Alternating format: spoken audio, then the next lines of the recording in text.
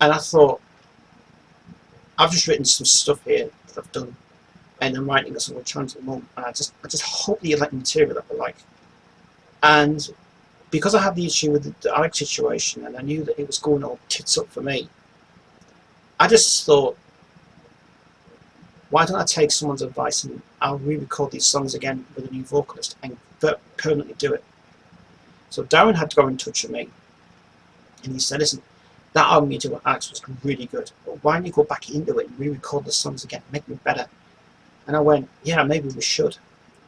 So we got some upgrades for the computer, we got some brand new stuff for the MIDI inputs, and we listened to everybody's comments, and everybody said, redo Alex's album. So instead of having The Garden Light, which was a safe album, we went harder on this album. So one of the songs that I was wanting to recreate this year was a song called Turn My Back, which I did with Alex originally in 2018. And this is one of my favourite songs that I love to do, and I seriously loved the way when we recorded it with Alex originally, that it started really well, and the version that she did on the Garden Night album was really brilliant. What I thought I did on this one was I used a drum tool called Drum Bit, which was a really good tool to use. At the time, I couldn't afford MIDIs because it was expensive. And obviously, like, I didn't know what MIDI was, because I had to find out I had to learn how MIDI worked and what all bits were and everything. So I started working on the first one, which was this track called Turn My Back, which is the Ian Levine song. And I recently just figured out that obviously Ian Levine had his investments in 1991 were all gave over to the Bahamas, because he didn't want people sort of like stealing from him. And he put all his investments, all of his songwriting, all of his publishing deals over in the Bahamas. So in the UK, you can record a song of his, but you don't pay for it because all investments are secured in the Bahamas. And he did the new venture Tropicana Holdings, and that was why he went over to the Bahamas to do that. And that's a very good idea. And I thought, right, the guy secured all of his music, but if you want to recreate them and do it that way, you know, you have to ask the guy first, obviously. But either he's like a very retired person, he's a retired producer now, and obviously I thought it would be good to go back into this one, because the original that I did was all right, but I wasn't happy with the drums in it at all. That I've obviously explained in the documentary. And I just had to tell Alex, I said to her, listen, the drums are shit on this song, but you know what, we'll get away with it anyway, and we did. But what I did was I stripped it all back, and I thought, you know what, I'm going to erase all the original parts that I did, because they suck anyway. And I want to get some new things for the computer, because I started doing it. So I started originally with using a drum pattern called Easy Drummer, which was from the guys at Toon Track. And I got that, and it was a great tool to use, because every musician was using it at the time, and I thought, fantastic. And that's how the first MIDI started. Just sort of like that feel from Motown years. So the drums started off pretty good. Then I thought, what else can I recreate on the song? And I remembered, I thought, right, well, originally I originally played the do-do-do-do-do, and so I then just got to the stages of using the MIDI keyboard, and I was playing strings on it, and I went, that's a good sound, I like that sound. So, and I thought, I'll try and recreate what I did on the song. So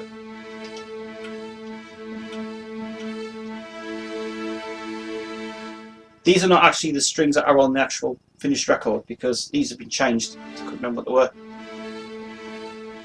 So I was playing that, and then I thought, right, I'll play it back and I'll see what I can do. So I had to record it in real time, putting a main bass on it, which I had to do later because I couldn't play like do-do-do-do. So put the drums on, then played the chords, played the main structure of it.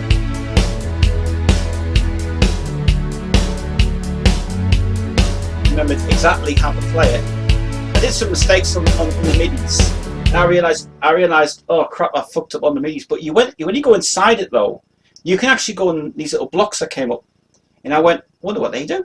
And I was trying to figure out, I was trying to move them with my mouse, and I was thinking, this is annoying, this. So I found a way to do it in Magix, and what I did was I clicked on the first MIDI track, and I went to MIDI editor, and on the bottom came up all these weird squares, and I'm thinking, right, well, if I'm going to use, well, if I did it wrong, say I did a note on this one here, I would move it up to there. Now this would sound weird now, but see that's on track 3. But if I went on the strings part, and if I said if I wanted to move the whole track up, I would have pressed Shift and A on this track here, and then I would go right up to it would just move up, obviously a semitone up. But I'm thinking, right, let me go back to what I played originally. So it's not right.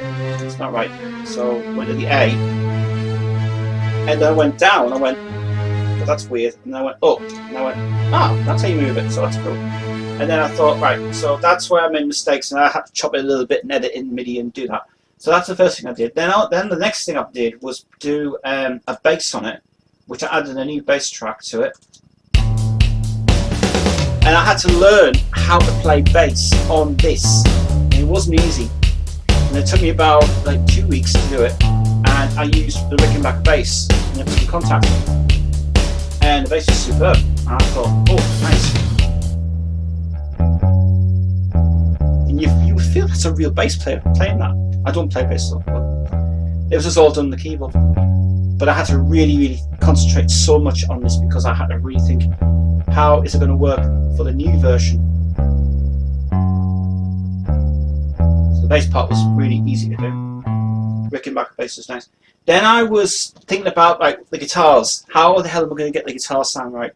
So I went back into the original track and I heard the original guitars for the intro. And I had no plugins at all at this time, and I used nothing on it. It was just so bland, and I was thinking I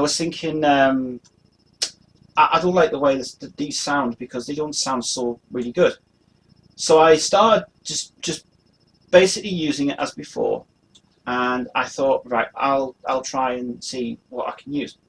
So I had been hearing about these things called VST plugins. Now I never ever understood about VST plugins.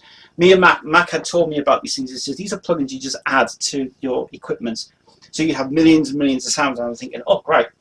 I had to learn how to reinstall it, how to set it up. It was a pain in the ass to sort out.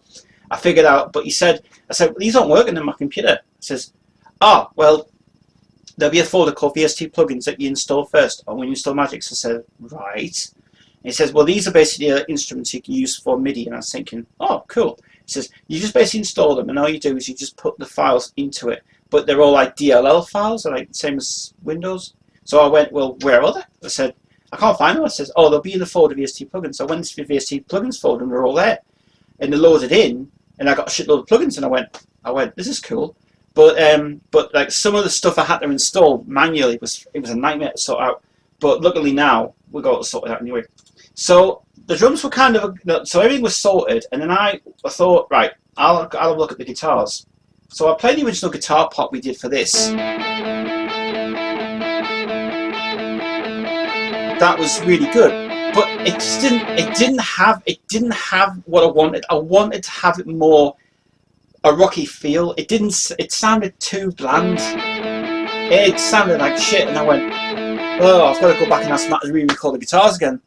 But then I found a plugin that actually did all the guitars, and I found this terrific plugin, and I got it on. I turned it on, and I was just messing with it one day, and all of a sudden I then heard this, because the beginning was going to be like, right, I need something on the beginning I can use. So I got this plugin, I just imported it into the thing, and then all of a sudden this happened. This echo happened, and I went, that's better, that's better. So the intro was sorted out, and the bridge was sorted out, and I was like, let's keep that on. Then I went to the section of the guitars, and I went, right, what can I use for this guitar thing? Because the guitars are still bland as well, so I basically played it through, and said, that is totally bland. It's got nothing to it. But then I found this plugin, and I put this plugin on, and I turned on the plugin. By magic, it became better, and I went, I bet this is going to sound like shit. But then, when this was put on, I went, that's better, that's much better, put on it. And then I thought, what I'll do is I'll just put on all the tracks and mix it and see how it sounds. So, switch everything on. And it sounded more heavier, more heavy guitars. And that was sounding great. And I played to the chorus part, and I was figuring out, well, it sounds better now anyway. It's cool.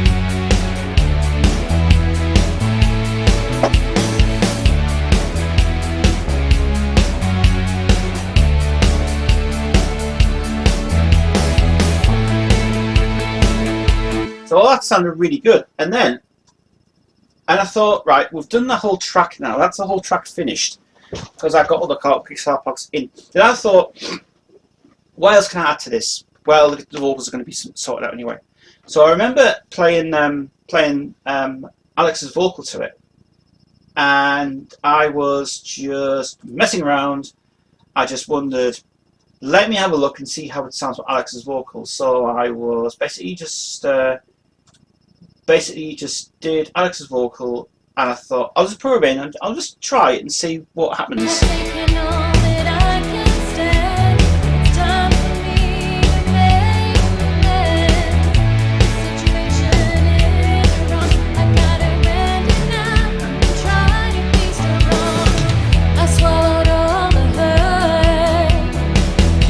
So I did all that. I put Alex's vocal in it, but then Lauren recorded the vocals on the Saturday. She sent it back. She says, I've recorded the song. I said, oh, great, cool.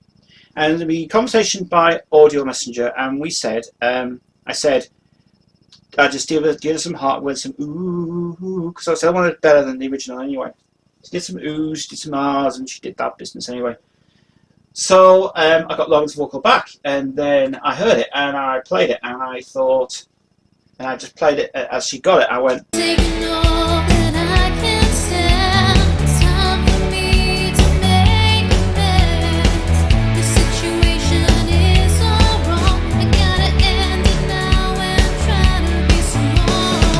and then I thought that sounds really, really good. And then she did a completely new bridge. The bridge part sounded really good. And I thought, that sounds similar to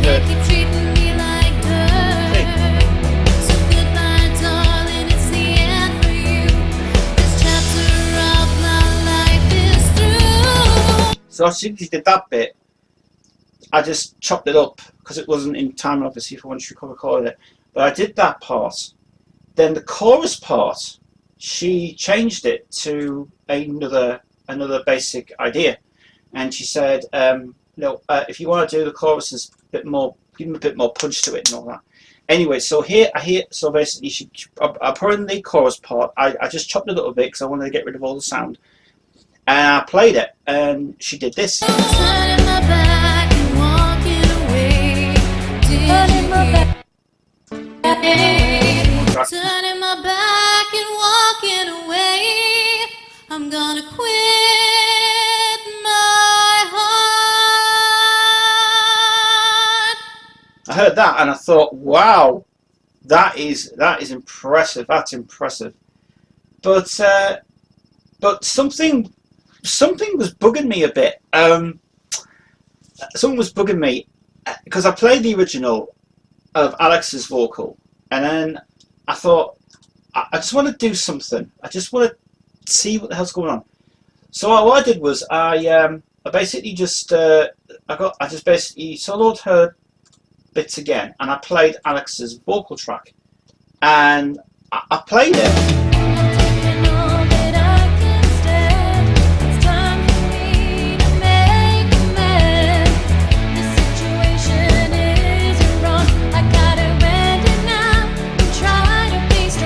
I stopped there, And I just thought, hang on a sec, this is bizarre.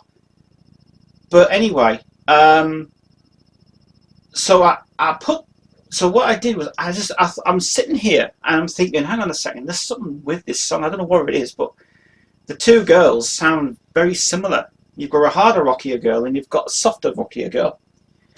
And then I just thought, right, I'm going to solo her part. I want to solo Alex's part, and I played these two together, and something happened, and I just thought, I don't know if it's me, but it sounds like a duet version. So I played it together, and I heard this. I've taken all that I can stand. It's time for me to Then I make put Alex's on. amends. The situation is all wrong. I gotta end it now and try to be strong. I swallowed all the hurt.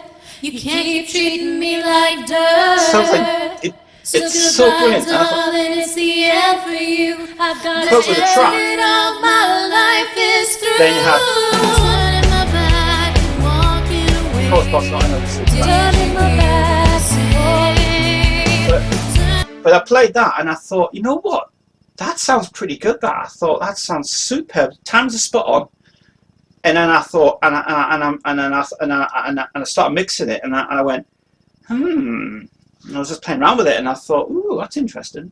So, so after I put it all together, and Lauren's vocal came into it, it was just something that it just triggered my brain. I went, the choruses sound really good.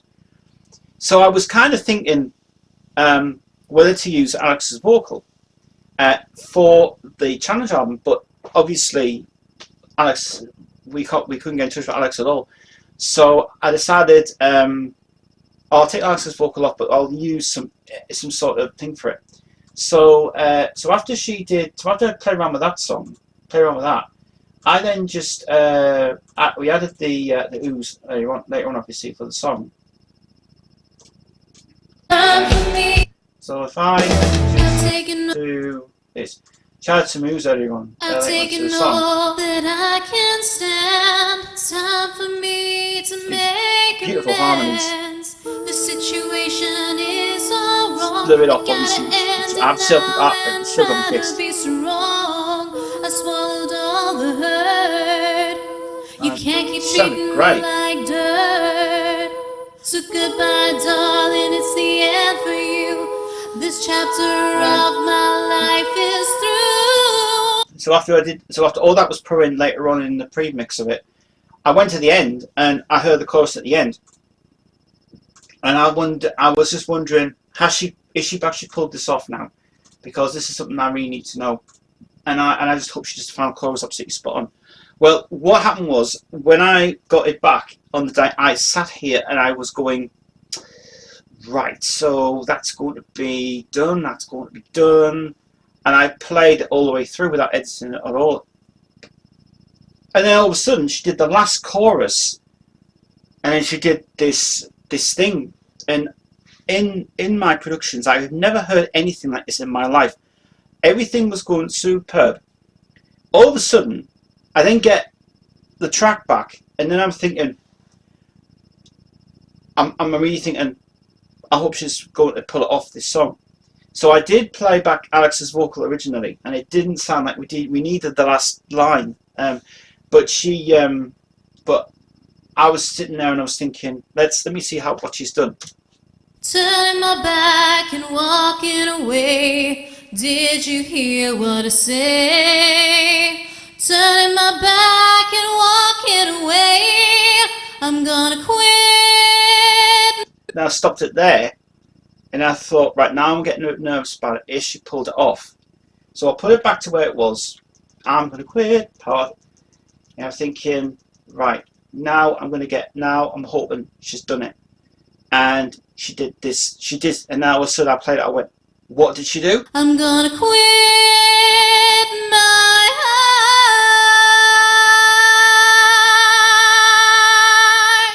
And she did that in one take. One take she did that, and that was the best she's ever done. So I put it back the way it was on the end, and this was the final result. Turning my back and walking away. Did you hear what I say? Turning my back and walking away. I'm gonna quit my heart.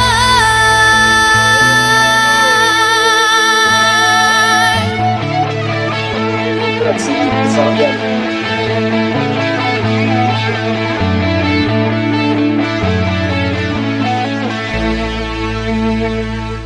And the result, the new version of Turn My Back and Walking Away.